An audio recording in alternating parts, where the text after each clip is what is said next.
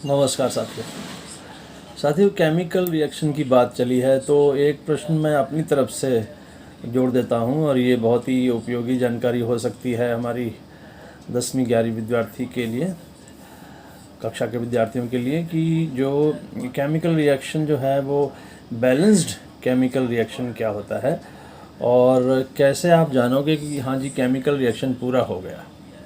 तो ये दो बातों को अभी आपके सामने ले लेते हैं।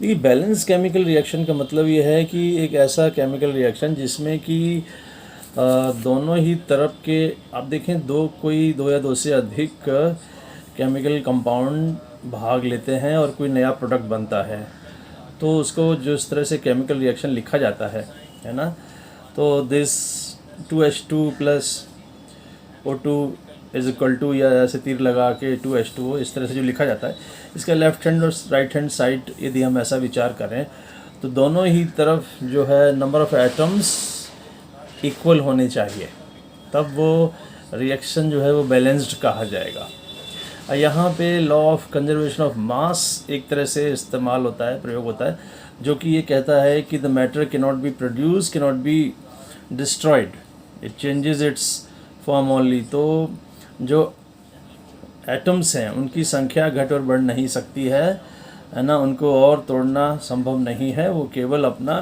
कन्फिग्रेशन चेंज, मतलब समझिए अरेंजमेंट चेंज कर लेते हैं।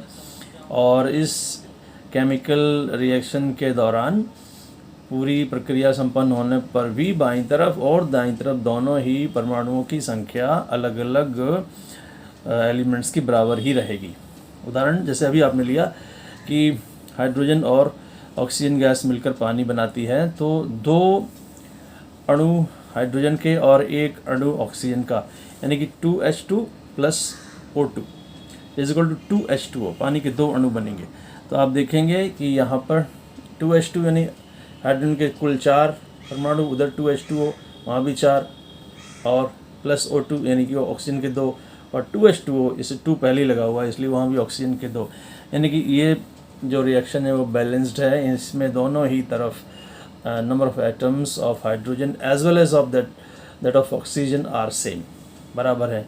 इसलिए इस केमिकल रिएक्शन को हम बैलेंस्ड केमिकल रिएक्शन कहेंगे और यहाँ पे law of conservation of mass इस्तेमाल हो रहा है।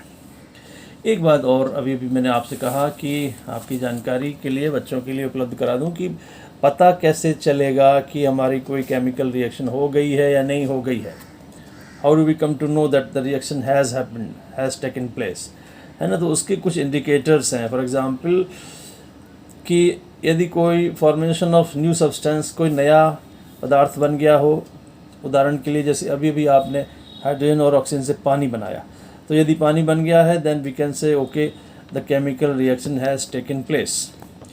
यदि कोई रंग में परिवर्तन हो जाए, कई बार केमिकल रिएक्शन से आप देखते हैं कि रंग परिवर्तित हो जाता है, तो रंग यदि परिवर्तित हो गया है तो केमिकल रिएक्शन हो गया है।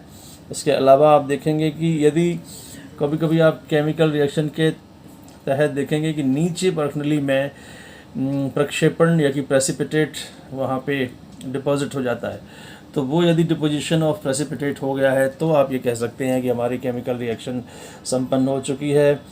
चेंज इन द स्टेट, यदि पदार्थों की अवस्था परिवर्तित हो जाती है ना, तो आप कह सकते हो कि केमिकल रिएक्शन पूरा हो सकता है।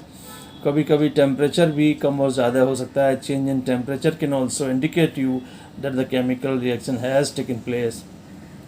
और यदि किसी भी रासायनिक क्रिया के फलस्वरूप गैस, है ना, कोई गैस यदि बनती है या निकलती है, तो उस गैस के निकलने पर भी आप ये कह सकते हैं कि केमिकल रिएक्शन संपूर्ण हो गया है।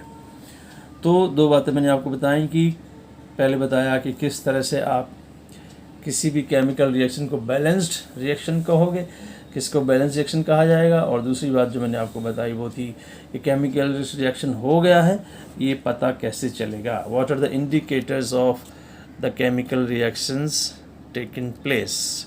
तो ये दो बातें मुझे लगा कि मैं बिना प्रश्न पूछे ही आपको अपनी तरफ से बता देता हूँ, और ताकि चैनल हमारा चलता रहे। आप भी प्रयास करिए, सवाल पूछते रहिए। देखते रहिए वीडियो, लाइक करते रहिए, शेयर करते रहिए और चैनल को सब्सक्राइब करिए, तभी हमारा हौसला बढ़ेगा और ये बात लगातार आपसे साथ होती रहेगी। धन्यवाद, नमस्कार।